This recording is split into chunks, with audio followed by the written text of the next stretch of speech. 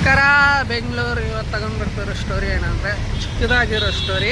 ಇದು ನಿಮ್ಮ life use ಆಗ್ಬೋದು. ಇಬ್ಬರು ನೋಡೋಕ್ಕೆ ಒಂದೇ ಥರ ಇರ್ತಾರೆ ಮಹಾಭಾರತದಲ್ಲಿ. ಅದು ಯಾರ್ಯಾರು ಅಂತ ಕರೆಕ್ಟಾಗಿ ಹೇಳ್ತೀನಿ ನೋಡ್ರಿ. ಶ್ರೀಕೃಷ್ಣ, ಕರ್ಣ, ಇವರಿಬ್ಬರು ಹೆಸರು ಹೇಳೋಕ್ಕೂ ಕಾರಣ ಹೇಳ್ತೀನಿ ನೋಡ್ರಿ. ಶ್ರೀಕೃಷ್ಣ ಬಂದ್ಬಿಟ್ಟು ಚಿಕ್ಕ ವಯಸ್ಸಿನಿಂದ ಹೆವಿ ಕಷ್ಟಪಟ್ಟಿರ್ತಾನೆ. ಅವ್ರ ಮಾವನಿಂದನೇ ಕೊಡೋ ಪ್ರಯತ್ನ ನಡೀತಾನೆ ಇರುತ್ತೆ. ಆದ್ರೂ ಅವ್ರ ವಂಶನ ಕಾಪಾಡ್ಕೊಳ್ಳೋಕ್ಕೆ ಸಪ್ರೇಟಾಗಿ ಹೋಗ್ತಾರೆ ಶ್ರೀಕೃಷ್ಣ. ಆದರೆ ಒಂದೇ ಒಂದು ಗಾಂಧಾರಿ ಶಾಪದಿಂದ ಶ್ರೀಕೃಷ್ಣ ಗುಣ ಸಾಯಂಗಾಗುತ್ತೆ. ಅವ್ರ ವಂಶನೂ ನಿರ್ವಂಶ ಆಗುತ್ತೆ. ಶ್ರೀಕೃಷ್ಣ ವಂಶ 101 ಮಕ್ಕಳಿದ್ರೂ ಎಲ್ಲರೂ ನಿರ್ವಂಶ ಆಗ್ತದೆ.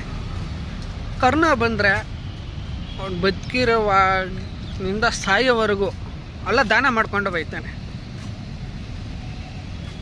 ಲಾಸ್ಟ್ಗೆ ಅವ್ರ ಜೀವನ ದಾನ ಮಾಡಿರೋ ಒಬ್ಬ ವೀರ ಅಂದರೆ ಕರ್ಣ ಆಗಿರ್ತಾನೆ.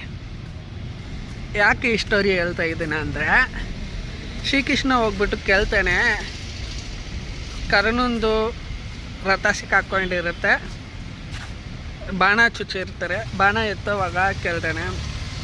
ಶ್ರೀಕೃಷ್ಣ ಹೋಗಿ ವಯಸ್ಸಾಗಿರೋ ಒಂದು ಮುದುಕರ ಥರ ಹೋಗ್ಬಿಟ್ಟು ಕೇಳ್ತಾನೆ, ಕರ್ಣ ನನಗೆ ದಾನ ಬೇಕು ಅಂತ. ನಾನು ಇವಾಗ ದಾನ ಏನು ಮಾಡಲಿ, ನನ್ನ ಕೈನಿಂದ ಏನೂ ಇಲ್ಲ ಅಂದರೆ, ನೀನು ಜೀವ ಐತೆ ತಾನೇ ಕರ್ಣ, ಆ ಜೀವ ಕೊಡು ಅಂತ ಶ್ರೀಕೃಷ್ಣ ಕೇಳ್ತಾನೆ. ಕರೆಕ್ಟಾ? ಆದರೆ ಶ್ರೀಕೃಷ್ಣನಿಗೂ ಅದೇ ಥರನೇ ಬಾಣ ಹೋಗುತ್ತೆ. ಶ್ರೀಕೃಷ್ಣಗುಣ ಸಾವು ತಪ್ತಾನೆ. ಆದರೆ ಕರ್ಣ ಮೋಸದಿಂದ ಸತ್ತಿರ್ತಾನೆ. ಹೆಂಗಂದರೆ, ರಥ ಸಿಕ್ಕಾಕೊಂಡಿರುವಾಗ ಶ್ರೀಕೃಷ್ಣ ದುರ್ಯೋಧನ ಇದು ಕರ್ಣ ಬಂದು ಹೇಳಿರ್ತಾನೆ, ಸ್ವಲ್ಪ ಯುದ್ಧನ ಸ್ಟಾಪ್ ಮಾಡಿರಿ, ನಾನು ರಥನೇ ಎತ್ತೀನಿ ಅಂತ. ಆವಾಗ ಶ್ರೀಕೃಷ್ಣ ಏನಂತಾನೆ, ಇದ್ದೇ ಟೈಮು ಕರೆಕ್ಟಾಗಿ ಬಾಣ ಬಿಡು,